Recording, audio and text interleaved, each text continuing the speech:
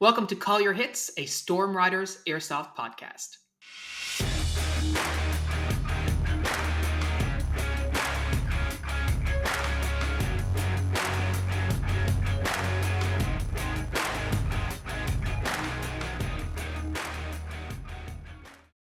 Thanks for joining us, everyone. Today, we're talking with Eric from the Gun Gamers YouTube channel and Gun Gamers Productions. Eric and his team are a group from the Northeast United States, and they are a fount of information, airsoft experience, ranging from, gear overviews, milsim AARs, and sort of basically everything in between.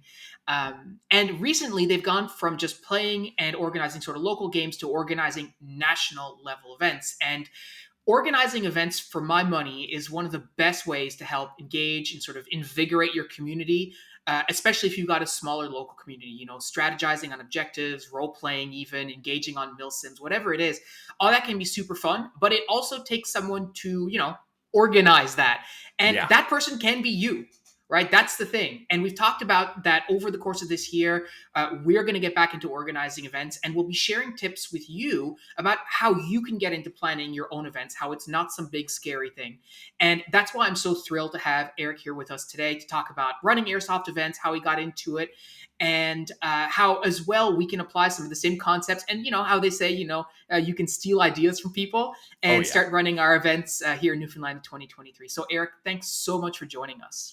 Hey, I'm glad to be here. This is gonna be a really fun conversation. I'm with you on just airsoft is not a hobby that happens by itself. You have to have games to go play, right? Yeah, totally. Well, listen, and so as we get right into it, when we were leading up to the podcast, we were talking about how you've been playing for like 16, 17, 18 years if you include all the backyard stuff. What was the first event that you really sort of, at any level, right, that you organized? You're like, I'm going to run a game. And what made you decide to actually take that challenge on for yourself? So it's funny because I basically have been, to one level or another, organizing games for as long as I've been playing airsoft. Like, even before I was going to real fields, I just had a group of friends in high school, and one of them lived on a large piece of property just outside of town. So we had a large piece of private wooded property that we would go play at. And I immediately got interested in oh, well, we should do these game modes that I see on YouTube videos, or we should try out stuff like this. And I would play as the hostage if we needed a hostage game. So it was, honestly, at that level, that was really where I started. But then in terms of actually organizing and running a game at a field, that came down to I was working with Kyle, who's now my business partner with Gun Gamers Productions, member of the Gun Gamers team, super, super good person. But I had been staffing his games at Hunters Creek Airsoft, old Western New York Hansel. Remember that place? And then in 2013, I think it was when I actually really decided I wanted to take on the challenge of organizing my own larger scale game. And I ran a game called Operation Minutemen at Hunters Creek in May or June of 2013. And that had, I think, about 80 players. And that was the first time I really did the whole design doc, laid everything out and built the whole game. And that was so cool to get to do that. And especially I had the privilege of a lot of friends who were also staffing Hunters Creek games. And then I had the privilege of Kyle, who was, my mentor at that point. So it was ultimately just a perfect storm of, I want to do this. I'm interested in doing this. I have an idea for a game that I want to run, and I have the people around me who can help make it happen. So then it was almost a no-brainer. Yeah. And how many people, so you say large scale event, how many people were you talking about at your very first event that you ran back in 2013? That was about 80 players. So that's not bad. Yeah, it was good. Hunters Creek back in the day, it was a pretty good sized community. It used to be even bigger. There was a whole bunch of local drama in 2008, but there used to be 200 person games on this just 30-acre piece of property in the middle of nowhere, Western New York. It was sick. Yeah, that's awesome. And so how many years did you do those types of more larger scale but local events, and before deciding to sort of try and take it at the national level, so to speak? So I ran games like that at Hunters Creek and at another field called River City Airsoft in Hamlin, New York. Hmm. They're still active. And they're still probably one of the more popular fields in Western New York. But I ran games pretty consistently from 2013 I mean all the way up to last year. I was doing games at that local scale. Really, I only started scaling up and doing bigger, crazier, more ambitious things because then it got to a point where we realized we could do it. Yeah. And so, what was the, I guess, the what clicked in your thinking, I guess, that made you feel that you were ready to sort of take the plunge into something like much bigger? Like, how did you, like, that's the question. Like, how did you know Yeah. you were ready, right? So oh God, this is gonna sound like disparaging, but I don't want it to come off that way. But to be honest, it came from attending a few games that we had gone to that were on that like big level that had a lot of players that were at Hmm. rented facilities and that cost more money to attend. And we went to a couple of games like that we didn't think were very good. And it ultimately came down to the fact that we're like, well, we feel like we know what some of these games are missing, or at least for the experience we're looking for, right? Because that's the other Hmm. thing too, is like everybody's got different things they want out of Airsoft. Uh, so we felt like at that point, we're like, okay, well, we have ideas that we think we can implement, and we have enough capital because ultimately there's also an investment in starting an LLC, investing in the initial prop runs, making sure that you have enough. Also, like I don't want to sound gross, but it is kind of brand capital of will people come if we host a game that they have to travel for? Yep, absolutely. And Yeah. I think once we realized we had those pieces in place, we're like, well, the worst case scenario is we each lose a few grand, but best case scenario is it works out well and it's fun and it's cool and we can keep doing it. Yeah, and I mean it's a fair point. Like I think, especially as you're starting to organize events. Like I'm, like the games that you were organizing initially, you probably didn't have that same sort of investment that was required, Yeah. right? Yeah, exactly. We would run games where we would go to a field owner, like we were talking about actually right before we started. But we would run games where we would go to a field owner and we would just be like, "Hey, we want to run this game. You can take like the majority of the cut per head and basically just give us like $5 or $10 a head to cover props, or we would just run it for no cut." Like I actually staffed all my Hunters Creek games just totally for free because Kyle was my friend and all he used the money for was to pay the taxes on the property. So, so Yeah. yeah, so we would do stuff like that for a long time, and that was how we really got our feet wet, and that was the starting point I think that a lot of players can relate to, and that's the easiest way to get into it if people are like talking about getting into it. Yeah, and I mean, you said something interesting just before we got back on this, but you said you're wanting to run the kind of game that you want to play at, right? Yep. Like everyone wants something different for airsoft. When you're thinking just initially about like I want to run a game, you're probably wanting to run the kind of game that you're like you would want to play. I know that's the case for me. That's how I got into running games too. And when you're doing that, you can again, I guess this was your process creating all of this game and the event and like the missions or whatever else, and then just Yeah. going to a field owner with this sort of turnkey solution, right? Being like, here's what we want to do. Yeah. And also, when you get games that are different like that from a normal weekend play at a field, the field owner gets excited too because their thought is, hey, this is going to draw people who maybe are a little burned out on the normal weekend open plays. This is going to draw people who want to try something a little different, and it's going to grow the investment of the community with people who don't just want to do the same team deathmatch, capture the flag, and that stuff all the time. Yeah, totally. Because and while those open play games can remain as almost design set pieces as you put your own larger, more complex games together, it's always about the not just the presentation of it in terms of because players do like the LARP, the mill sim, whatever you want to call it, uh, but it's also about how you can remix those elements. And when you get those remixed elements like that, field owners get excited. So they're like, well, hey, maybe this will give me ideas for my games. Yeah, and it's funny how sometimes a little prop goes a long way too at Yep. creating that remix. Like you're playing basically the same game, but now you've thrown in some sort of prop, which is basically like, I don't know in your case, but like for us, like there's a crate. It's just a wooden crate, but that's an EMP and that's dynamite and Yep. that's whatever else, and everyone's like, oh my god, right? Like it just completely changes. So yeah, I totally feel ya. And I think my next question for you really relates to that. Like we've talked about like approaching field owners and Yeah. being like, hey, this is our turnkey solution really for a game that we want to run. But I know that right now you've got an event that you're playing. I think later on this year, if I'm not mistaken, that's at an actual like range that is Yeah. has never hosted airsoft games before. And I thought that was interesting because I think many people who listen might live in an area where they don't have access to like an airsoft specific field. They may have a paintball field or what have you, or they might have just areas that there's an owner that they could approach. How did you go about that? Like what was your process like for that in particular?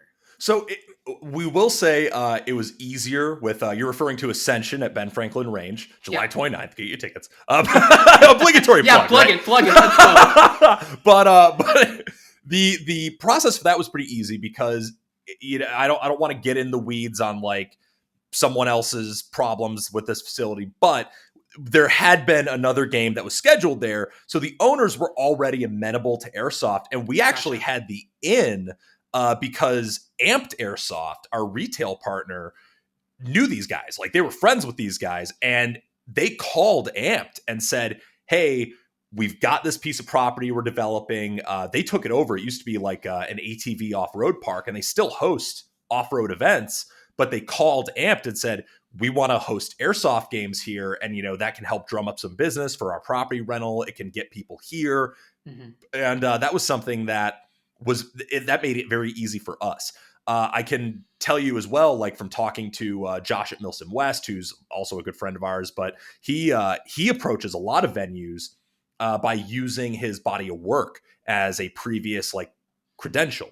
So then you can say, hey, I've hosted all these places. I've done this stuff. I can be this level of professional. And, Milson West gets to cheat, right? Because they've like been on Vice and in the New York Times and stuff. Yeah, fair enough. But that is a cogent point, though, where then you build that credibility. So if you Mhm. can build a credibility and like, for example, we're hosting at Action Sports in Wisconsin as well, who are not a facility new to airsoft, but we actually got like a discount on our deposit because they said, hey, you're like an organized group that's actually put together and you're not likely to cancel on us at the last minute. So we'll give you a reduced deposit. And it just goes to show that all you can do is continue to build that credibility of what your draw, what your professionalism, what your safety record is like, and then it makes it easier to approach newer places that maybe haven't done airsoft. But then you can explain, hey, we've done games safely at all these places. We do these processes for insurance and for accountability. We track players through the chain of command, so we know that they're not like wandering off of your property and bugging your neighbors, stuff like that. It really just does come down to finding an in, presenting your professionalism and credibility that you've built up, and then using that so that you can build a relationship with venues and just hopefully continue forward from there. Yeah. Well, actually, you raised an awesome point, which I think a lot of players don't necessarily think about, especially if you haven't been either like a business owner or anything like that. And Mhm. that's the safety issue, right? Like Oh it's, yeah. you want to create, a good experience. We talk about that in a little bit. And so people are like, oh, we could do pyro, we can do this, we can do that, the other thing. But it's like that creates potential safety hazards Yep. that can be really scary for a business owner if they're not familiar with what you're getting on with. So, um, can you talk a little bit about what that looked like for you initially? Like, how did you approach that safety angle? Oh my god, it's so easy because we did like that whole thing with skirmish paintball for Overture last year. We hosted Overture at skirmish paintball, and skirmish paintball is they rent out to airsoft events. It is part of their business, but they're Hmm. not like super familiar with airsoft. So what we did is we had a list of things we wanted to do that like were a little outside standard airsoft. We had an artillery simulation tool that was a remote fireworks detonation system that we hooked up some firecrackers and some smoke grenades to. We had, the tag-in grenades that we were allowing that people could use. We had that kind of stuff, and that is outside the realm of like what most people see with airsoft. So the easiest way to do it is we brought that stuff with us when we toured the facility. We showed it to the manager of the property and said, hey, here's these things. Here's the context they're going to be used in. Our insurance has all of it listed. Like, any damage will get paid for if there is a potential for damage, but we also have safety procedures. We actually had fire extinguishers on every one of our platoon leaders. So you had 200 players on the field, and we had 6 platoons. So you had 6 platoon leaders, and then we had each CO. So there was 8 fire extinguishers on the field with all of our staff in all places at all times. So it was like, yes, we're doing this thing that's a little like more spicy than what some people are used to seeing with airsoft, but we also have these mitigating factors of it's listed on our insurance. We've got fire extinguishers. We're experienced with using this stuff. Players aren't going to be like messing around with the artillery simulator. That's staff only. So that really made it easier to approach those things, because you have to think intelligently about the way to do things safely. Everyone wants to do really cool stuff. But even, we're debuting our vehicle rules, for example, at Ben Franklin Range. And Ben Franklin Range basically gave us a blank check and said, hey, you can land helicopters here. We don't care. Just make sure you've got the insurance for it, and make sure that you tell us what you're doing and be safe about it. So we're like, okay, well, that's an immense amount of trust to put into us. So we're not going to take advantage of that. So we actually have like a very comprehensive vehicle rule set we're going to be publishing, that we actually have like staff in every vehicle. Okay. And a helicopter, apparently. Guys, you heard it here first. So.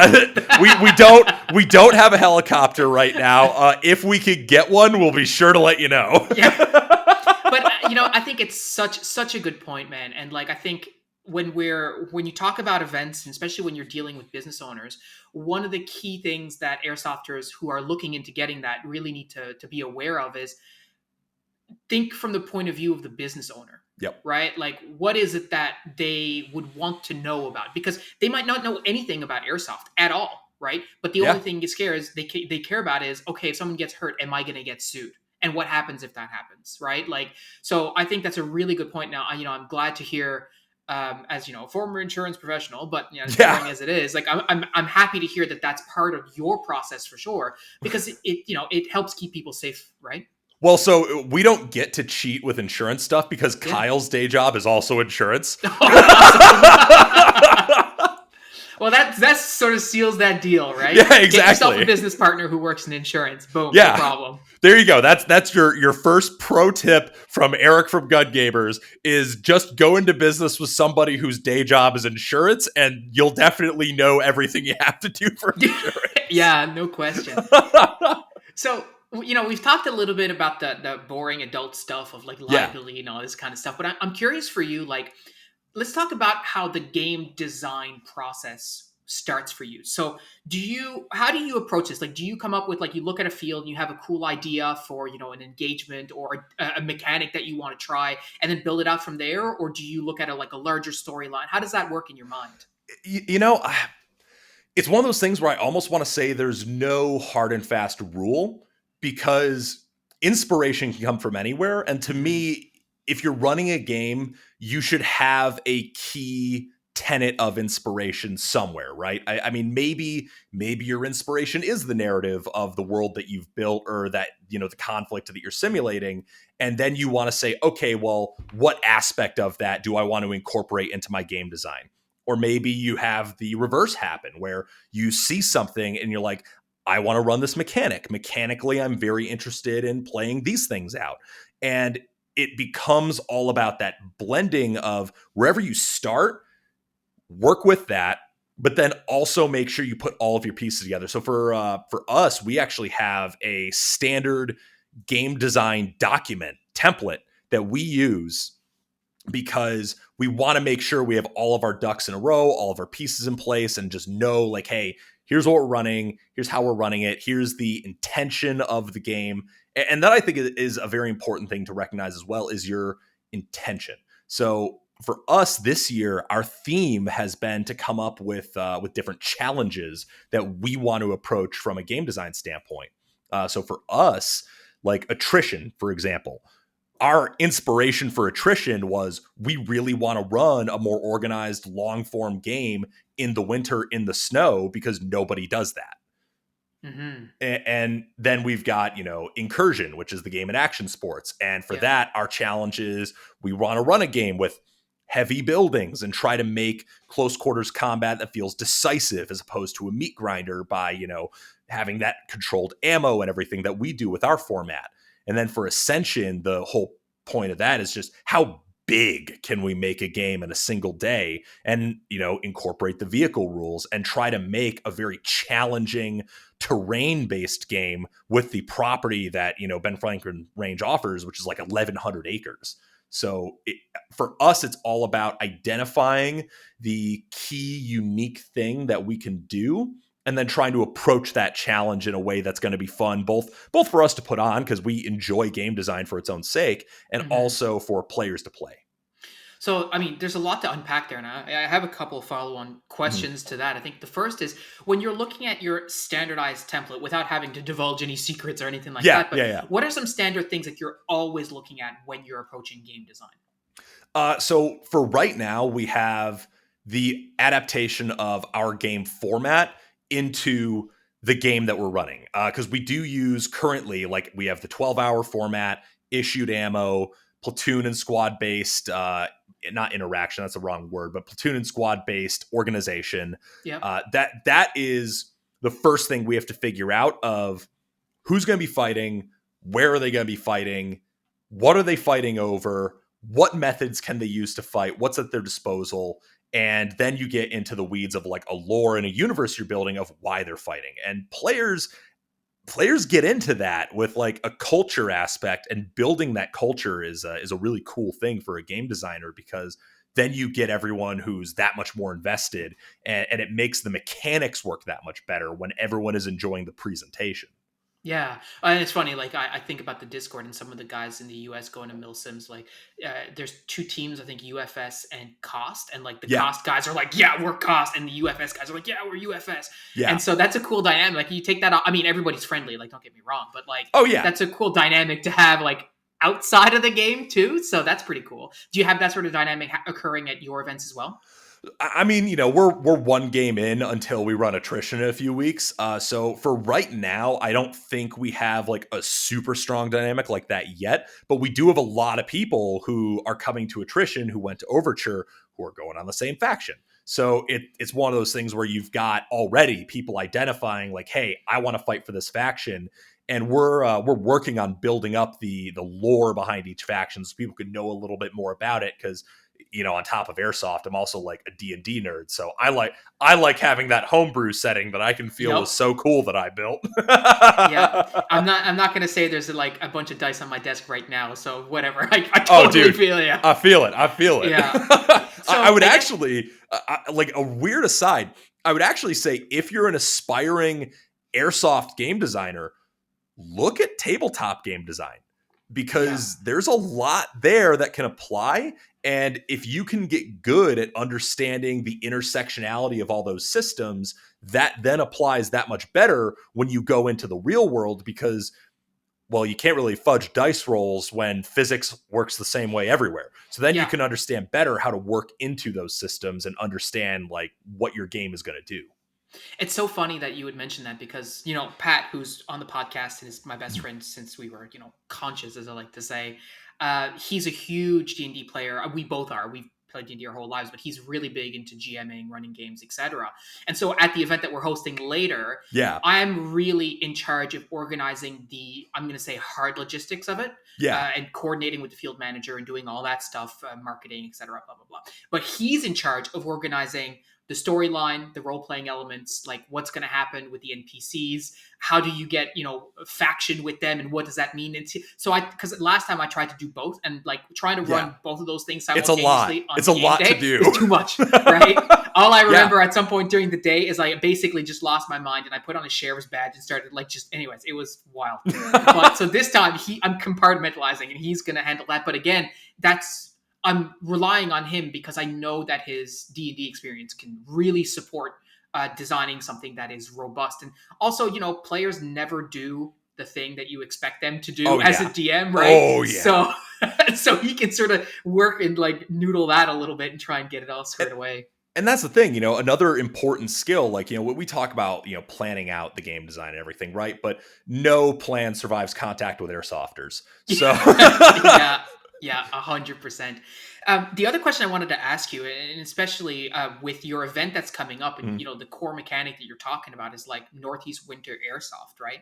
Yeah. As a proud Northeasterner myself, I Yeah, think I can buddy. say unequivocally that winters suck, right? Yeah. It's just not awesome in terms of, well, sorry, it's not awesome if you are not prepared for it, right? Yes. It's easy to go out there and enjoy winter activities if you are prepared for it. But if you are not, it's going to suck in a lot of different ways. And so, my question for you is when you're planning that kind of game where the mechanic is centered around something that is way beyond the scope of like, oh, well, it's a vehicle mechanic or whatever. It's like legit Mother Nature will Yeah. punish you if you do something stupid. How are you handling that with your players? So the way we've handled that is we actually released a few videos on the Gun Gamers channel, like to lead into it, where one Hmm. was like, "Hey, here's our guide to layering, so you Yep. can put yourself together in a way that it's not going to be miserable." We've got our packing guides that are on our YouTube channel for Milsim West is obviously its own beast, right? Where you're actually like sleeping overnight and out in the field constantly. But then you've got the aspects that carry over of, hey, think ahead of time about preparing for the elements and don't just tell yourself, oh, I'll be fine, I can hack it, because that's not reality. Yeah. Everybody thinks that they've got a constitution of 20 until it's hour 3 at 10 degrees and they only had t-shirts as warming layers. Yeah, yeah. Mother Nature does not care how tough you think you are, right? Yeah. So that's a good point. I think just as a side note, I think creating video content for your players to Mhm. consume about the game is super helpful because lots of Oh people yeah. learn that way. Putting a rule set out is one thing, but like, does anybody actually read it? Like, I'm a nerd, I'll read it, but Yeah. like the average airsofter may not. So I think doing a video is definitely a smart play, especially when it comes to again like layering. Like it's not rocket surgery as we say, but Yeah. at the same time you have to know, right? Otherwise Yep. you decide that you're all going to wear cotton that day and it's like yeah, that's not great. We also have another thing that we're doing, like to really approach players with that, is we do have emergency backups, right? Like we're requiring every player to bring an emergency space blanket because those Yep. fold up and go in your pocket. So you're not like carrying anything out in the field that's going to slow you down, but God forbid, it's hour 4 at 10 degrees and your t-shirt wasn't keeping you warm enough, then you can like throw that on and stay warm enough to get back to staging. Zulu 24 is a heated shop. So you can get back to staging, get back to your car, get in the shop, get around a fire or something if you really have to. And we also have our staff who are going to be monitoring and working with players. We still like have our full staff, and that puts another set of eyes on everybody to where hopefully nobody just like drops and no one's around. Because, I'm not expecting that. I'm hoping that everyone's going to be at least decently prepared, but you Mhm. do have to be prepared for the unexpected and, have your emergency contingencies. Yeah, it's interesting. There's a lot of parallels between that and like the world of like ultra trail running and super long endurance races and stuff, which is Yep. a world that I'm getting into.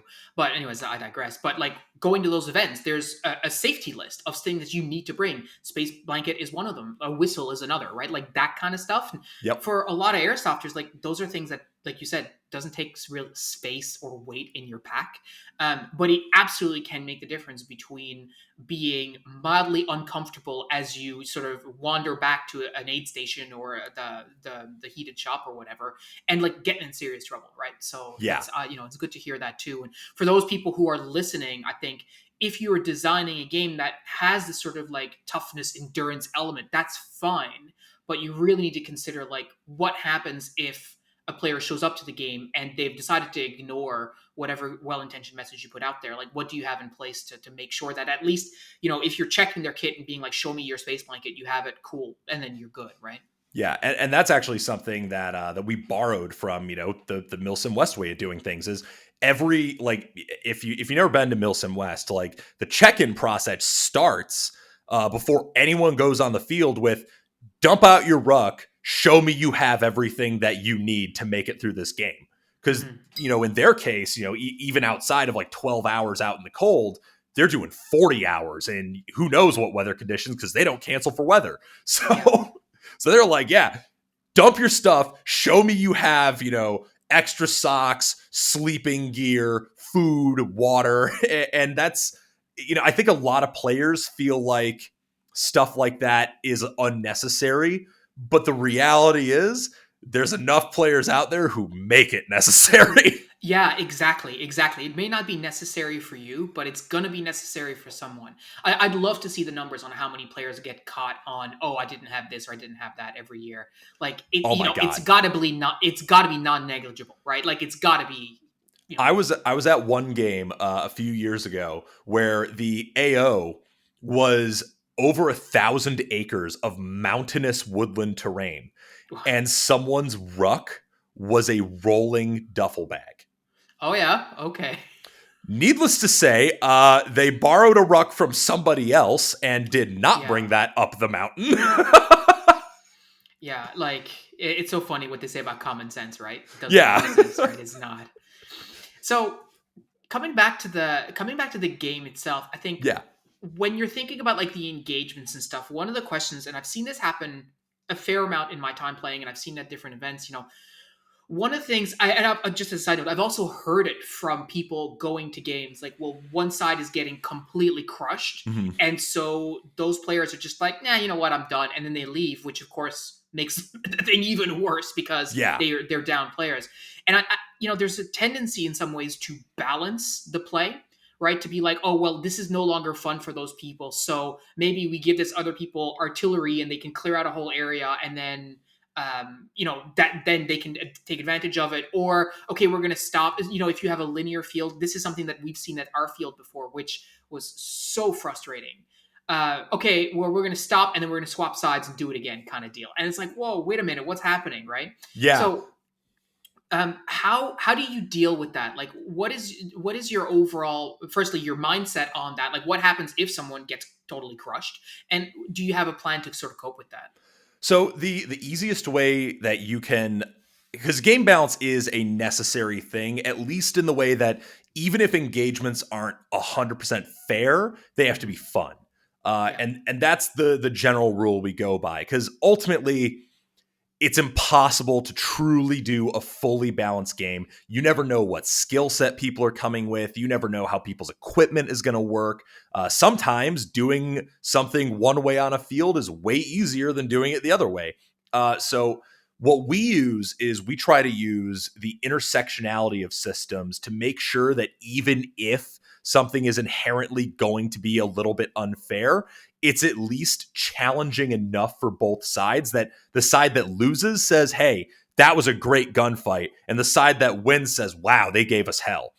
And another thing that you can do is switch up the dynamic of what players are doing. So, for example, if you've got a game where one side is starting out on the defense and the other side is starting out on the attack, and the attack just rolls the defense immediately and it just doesn't work out at all.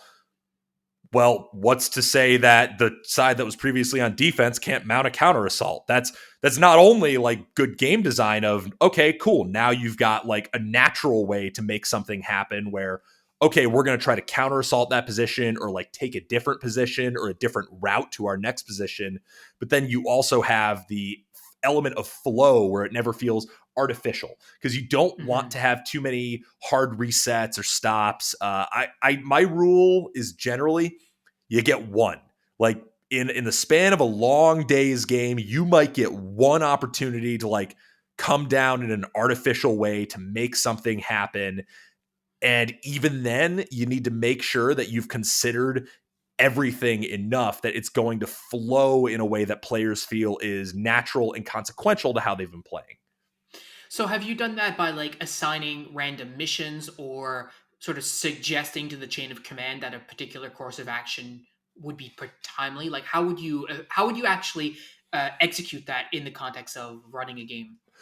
Well, I mean, one of the ways you can do it, for our games especially, is hey, this side's getting like totally dunked on no matter what they do.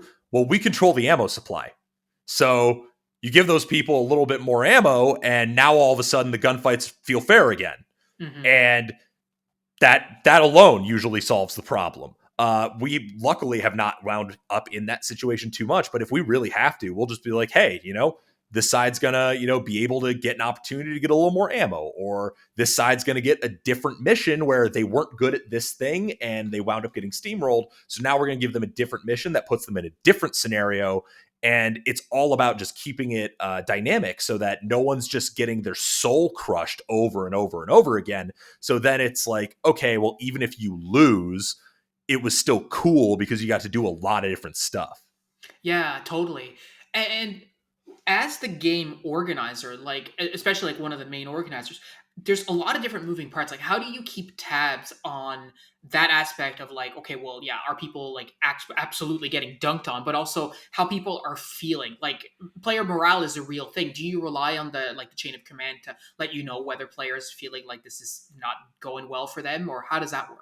That's a multifaceted thing. So we've got our chain of command, obviously, that for us, our chain of command is all event staff.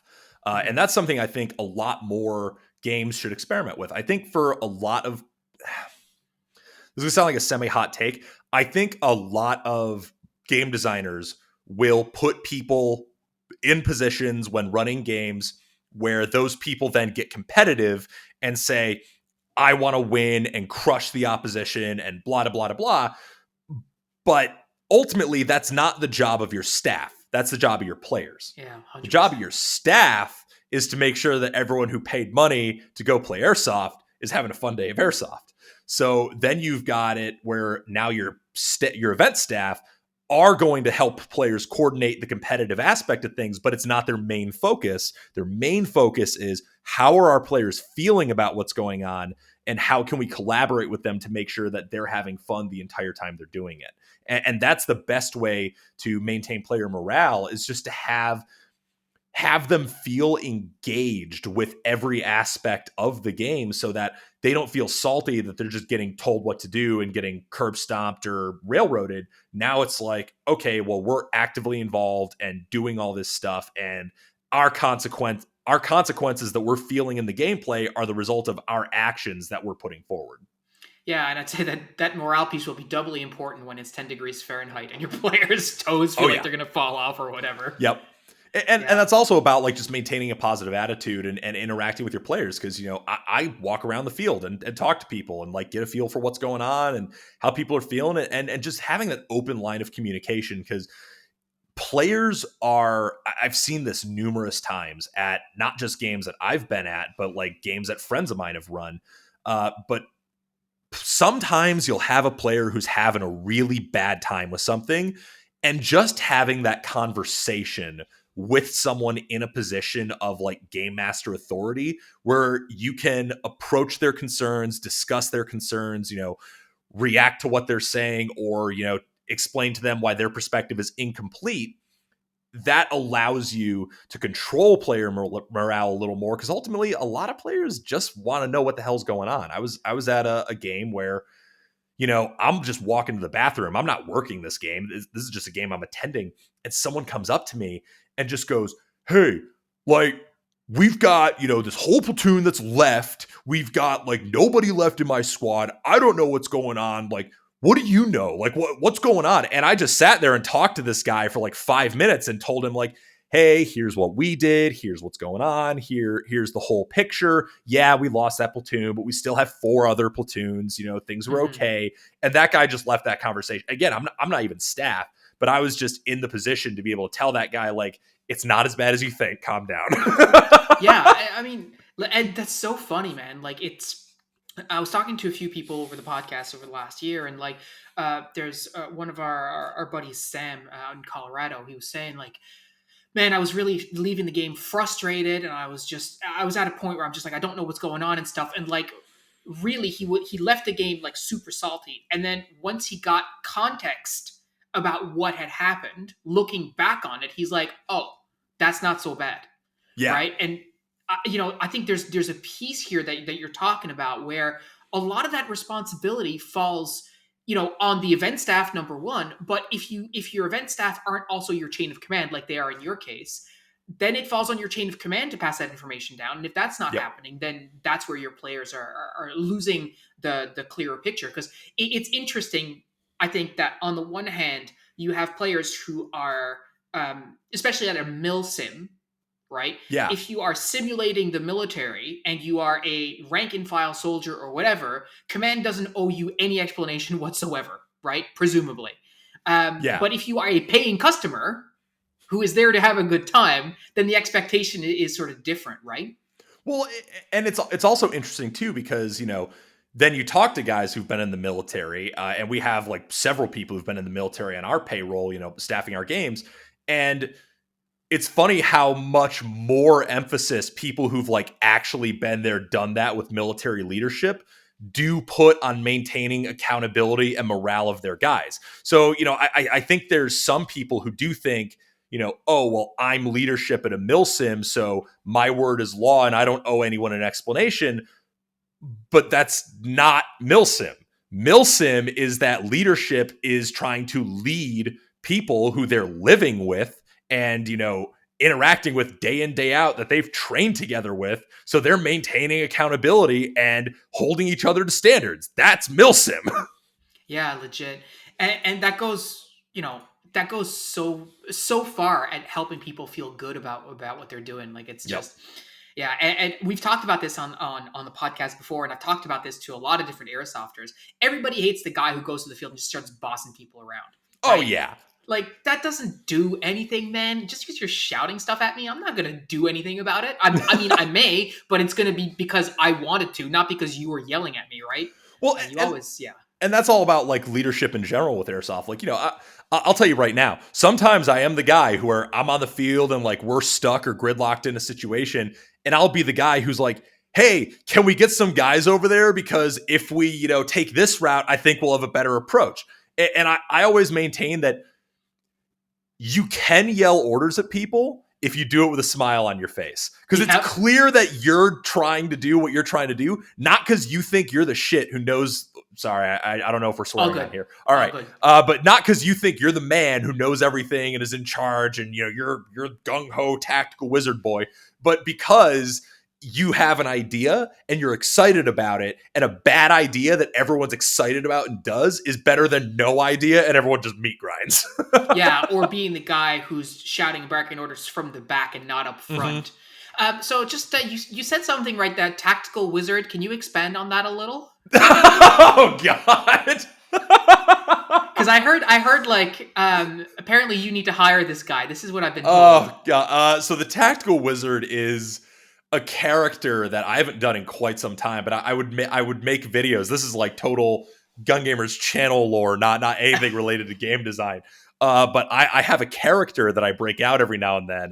He needs to come back, but I would just satirize just elements of airsoft that I thought kind of deserved it. And my rule with the tactical wizard was always that like the character is making jokes about other people, but the character in the way he does it is still the butt of the joke because he's just such a lack of self-awareness, just douche. Yeah, and in that way, it's not punching down, right? You're satirizing. So yeah, that's fair enough. Yeah, I try to make fun of stuff that we're all gonna laugh about. Like if you watch one of the videos, like one is like how to chair soft, and it's literally me wearing like my girlfriend at the time's robe with my foot casted because I just busted my ankle, and I'm just talking about like the things we all do on the internet and just go on and talk nonsense and be douchebags. Yeah, man. So listen, I wanted to change gears just a little bit when it comes to like gameplay design and stuff. Yeah. One of the aspects that's really important for airsoft, we talked about it a little bit, is like props and this kind of stuff. But especially if you're starting out, like you likely will not have a budget, or you'll have a very limited budget on making those props. And sometimes as a result of that, you sort of have to ask your players to suspend disbelief, right? I've run Mhm. games where I had a black briefcase and the black briefcase had 2 strips of duct tape on it. And I was like, guys, this is an EMP device. And everyone goes, okay, right? Like Yeah. that suspension of disbelief is critical. From your perspective and in your history of organizing games, what was your favorite sort of mechanic or prop that you created that you used, but that required people to sort of use their imagination a bit? Oh man. There's a lot. I would say one of my favorite was, and this is like so silly. It's not Milsim at all. It's like a Halloween game that we Mhm. ran years back, and the like theme of the Halloween game was that one team was a cult trying to complete a ritual, and Oh, this sure. Yeah. ritual would summon their god and bring about the end times and 1,000 years of darkness and all that death metal stuff I love.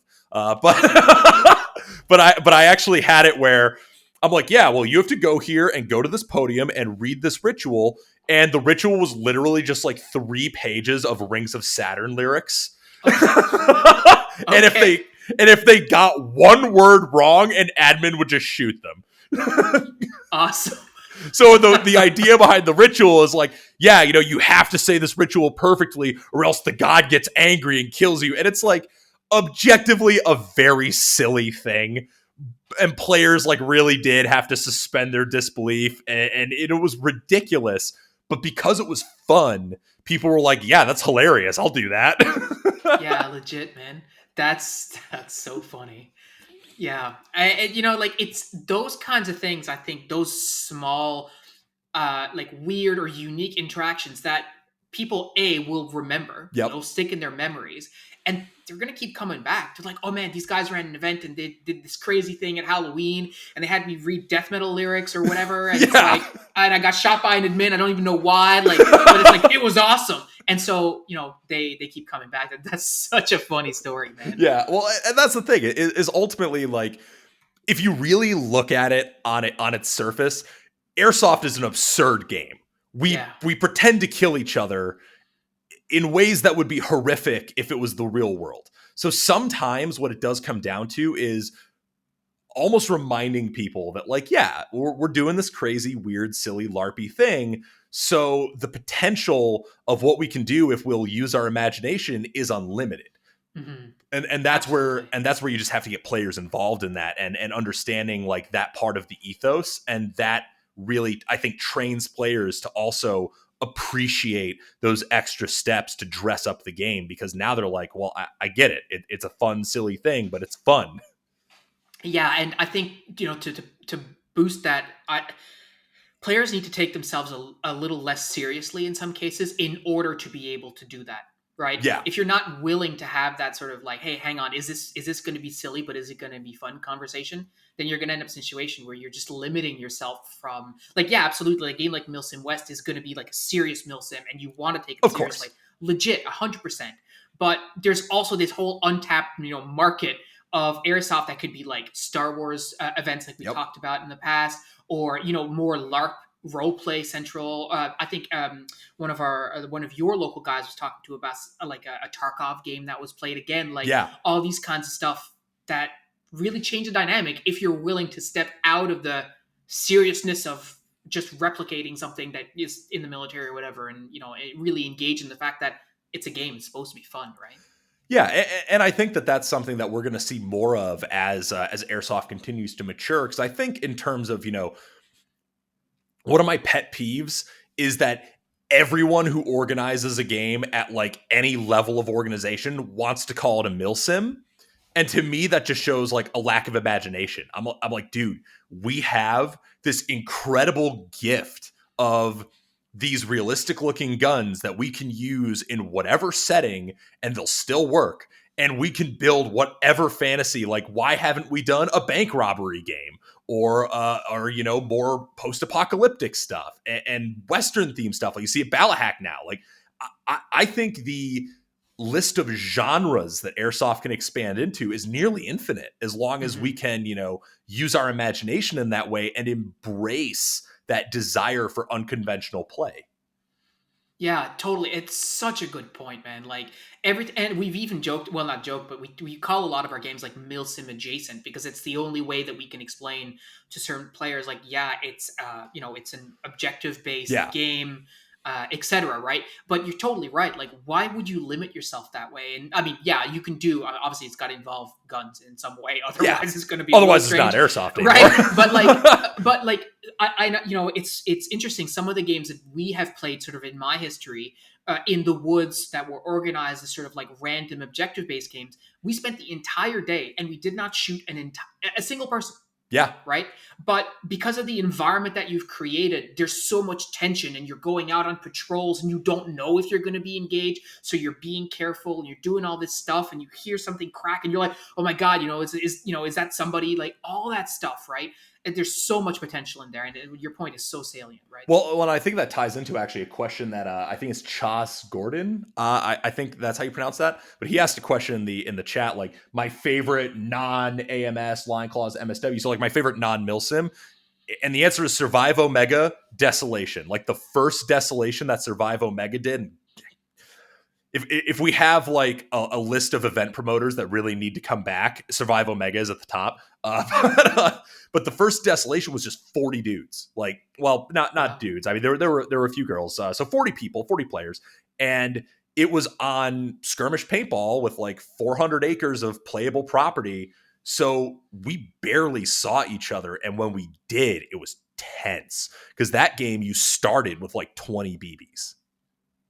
So it's And like a post-apocalyptic kind of deal. yeah, and it was intense with a lot of like heavy character interaction, role play, looting. I was actually role playing as the antagonist faction, so I had as much ammo as the rule set allowed for, and I would just antagonize and like mess with all the players. But then that gave them that extra level of tension where then they saw us and what's their disposition, what can we do, and my favorite moments at that game were the moments where players like just found really creative ways to kill me. It was great. That's yeah, man. It's always good. And we talked about that a little. Like, sometimes players will surprise you, right? Doing Yeah.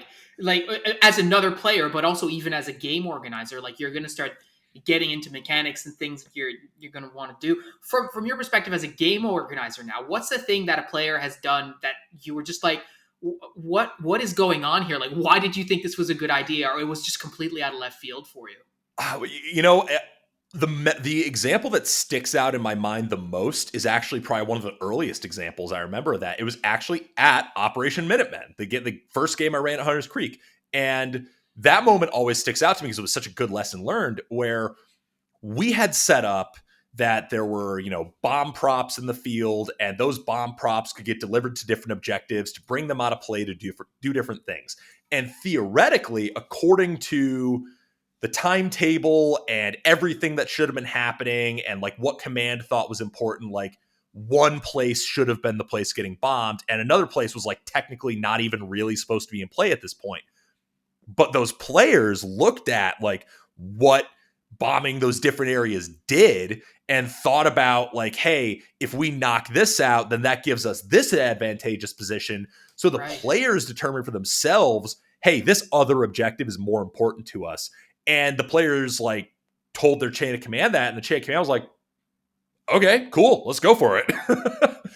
And you have to embrace, because the term for that in game design theory is emergent gameplay. It's where systems interact with each other in ways that you weren't thinking about, and then emerge into a new form of gameplay because of the interaction that those systems enable. And you almost have to plan for that emergent gameplay and really reward and embrace that from your players. Yeah, I think in improv they call it yes and. Yep. Right? It's like, you want to do something. Oh yeah, sure, absolutely. And on top of that, whatever. And we've seen that as well in some of the smaller games. And I think you're talking about something that's really important. That when you're designing a game, like, it's not that you need to plan for what is going to happen, but Yep. plan for the fact that it may happen, and you don't know what it's going to look like, and what is your reaction going to be if and when it happens. Obviously, if it's unsafe or whatever, like, that's different. Yeah, Conversation. of course. But like, what we're talking about is like when things are evolving and changing in a way that you're like, oh, okay, well, this is fine. Yeah. But it's also not what we expected. But okay, right? Yeah, Um, you have to set aside your ego. Like I think a lot of game masters, and this is anyone who's played Dungeons and Dragons probably relate to this. There's a lot of game masters who have a very clear vision of what they want to happen and the type of play they think they're facilitating. But if players want a different kind of experience and it can be done in a way that makes sense and works within the world and everything, just let it happen. Like your job as a game master is to let everyone have fun. So if everyone's having fun, you're doing your job whether you meant yeah, to or not. yeah, yeah. One of the games that we organized many years ago, one that we're repeating this year, in a modified, but we had this setup where we had a village, and all the villagers there in the village were supposed to speak a different language, and we wanted to give the players this experience of imagine being a soldier deployed somewhere in a Mhm. different country where you don't speak the language. How do you even interact with players, right? So we told them like you're going to get to this village and you need to be friendly with them and try and gain their trust or whatever. And so they get there, and what do they see? But it's me, and I'm shouting at them in French because French is my first language. And I'm shouting at them to like put down their guns. I've got my rifle leveled at them. They're Yeah. told not to engage me, and they're just like, I don't know what's going on, but this guy's shouting at me in French, and that was my plan. My plan was like they're going to see this, they're going to deer in headlights, and it's going to be awesome. But their reaction was, "Hey, hang on, does anyone on the team speak French?" Like Yeah. one of the other players randomly, and they found one. They found one kid who was like in French immersion, and they brought him down. And he started talking to me, and I'm like, "Well, that's not what I expected, but this is cool as hell." So Yeah. yeah, let's go, right? Yeah, let that stuff roll. Like Totally. it rewards player ingenuity, and you never want players to feel like they don't have agency and you're just trying to railroad them through an experience. The way I always think about it is you're not designing a movie, you're designing Westworld. Yeah, yeah, totally. That's a really good way of thinking about it, man. That's a really good way of thinking about it. Yeah. Um, so the last thing I sort of just wanted to touch on, sort of before we wrap up, is that from an organization standpoint, we've talked about emergent gameplay when stuff is not going to plan, but it's going right. Yeah. But stuff is also not going to go the way you want it. Stuff is going to go awry. Yeah. Some of that stuff is going to potentially be important, and some of it is just going to be a nothing burger, and you don't really know, until it occurs. Some of the times the players will know that something is going sort of off the rails, but most of the time I would say they don't. So from your perspective, what was something that was going wrong during a game that you guys were really, really concerned about? And did it turn out to be anything to be worried about? So I would actually say my most recent example of this was at Overture, our game that we ran this last summer. And what wound up happening is that we ended up kind of totally derailing where we thought things were going to happen. And that wound up being an issue because we only had access to certain parts of the property at certain times, which going forward, we're not renting facilities where that's a consideration. We're just going to have all the facility in play from the get-go. So that's one thing, is sometimes you just learn a lesson and realize that you're going to just not do things the same way again. But that also comes down to the way that you run things of, like we had kind of a standstill at Overture for a bit, and that wasn't what we wanted to happen. I really didn't want there to be any point where there was like kind of a break. I wanted, rest rotations, but players, again, everybody just wanted to go ham. So our intention had been that, players would get like moments of respite between engagements, but then everybody just went ham for 6 or 7 hours in a row, and then everybody wanted a break at the same time.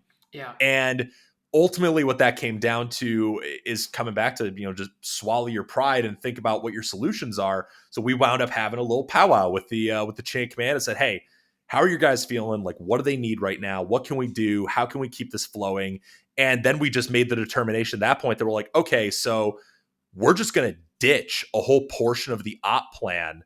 Let people get like their little bit of a break that they want right now. We'll fix it next time so that we're not going to have something like this. Players didn't seem to mind generally, so that's good. But we're like, hey, we're just going to roll right into this next thing. We're going to send it. We're going to let it happen. And that's where you have to be willing to ditch what you were planning to do and just improvise. Yeah. and keep a And like you positive said, attitude about it too. yeah. And that's interesting what you're saying too. Like, do you think most players even noticed that that change had been made? Like, you're cutting something out that they might not have seen. They might not even know was even in your plan to begin with, right? Yeah, and that's the thing is because we have that little bit of like a showmanship advantage of, we know roughly what we were planning on putting players through next in terms of like, hey, here's where the gunfight's going to be, here's what it's going to be over. But that didn't work out, so now we're not going to like do this dumb thing to try to set it up artificially when everybody's like halfway through making dinner. So instead, we're just going to let these guys get their rest rotation, let the guys who want to go hard like meet in the middle and, have some squad and, sub platoon level gunfights. And everyone seemed pretty happy. And then we rolled into the night rotation, and the night rotation just wound up being like not even half of what we thought it was going to be because people were so dog tired. So nobody left thinking that they didn't play enough airsoft. Yeah. And I mean, that's what they're there for, right? So Yeah. that's, you're getting your money's worth any way you slice it. But That's people were awesome. dog tired, man. Yeah, I can imagine. I mean, it's hard enough going for, straight for a couple hours. Like most people don't don't live that level of exhaustion on the daily, right? And it's not something you're conditioned for, right? So 6 hours is, you think about people, even like myself, like I work a desk job, Yeah. right? So like if I have to be on my feet for 12 hours, like that's hard enough as it is. So yeah, I can only imagine how tired those guys were. But yeah. Yeah. So listen, Eric, this has been an awesome conversation. I'm so Oh, yeah. glad that you were able to join us. Well, I we'll hope have to that have you on our podcast once we actually get back to doing it. absolutely, man. Absolutely. I'd love to come on. I think, I hope that some of our listeners today, whether they were some of ours or some of your listeners, take something away from that. And I think the most important thing is, you can do this too, Yep. right? The stuff that you've learned, the stuff that I've learned, and the stuff that I'm going to learn from you through this conversation. It's not like some sort of secret sauce, right? It exists, and it's all part of experience that people can gain, right? Yep, and there's multiple approaches to it too. Just because we're saying our way, that's relevant to the games we design and the type of games we run. Maybe you have an entirely different idea of a game that you want to run. You out there listening, I don't know you, but like you, maybe I know you, but you listening right now, if you have an idea that you think is cool, test it out at a scale that you're not going to like have to put yourself out. Go to a field owner, propose your game idea, do something cool, and see what happens. Yeah, absolutely. And even test small mechanics. You've got an open game, you want to try a mechanic during an open game, it's something you can do as well. I know we've done that. But yeah, it's really great advice, Eric. And again, I can't thank you enough for joining. Guys, thank you so much for listening. Thanks for being here with us. That's all we've got for you this week, and we will talk to you next week. Take care, everyone. Peace.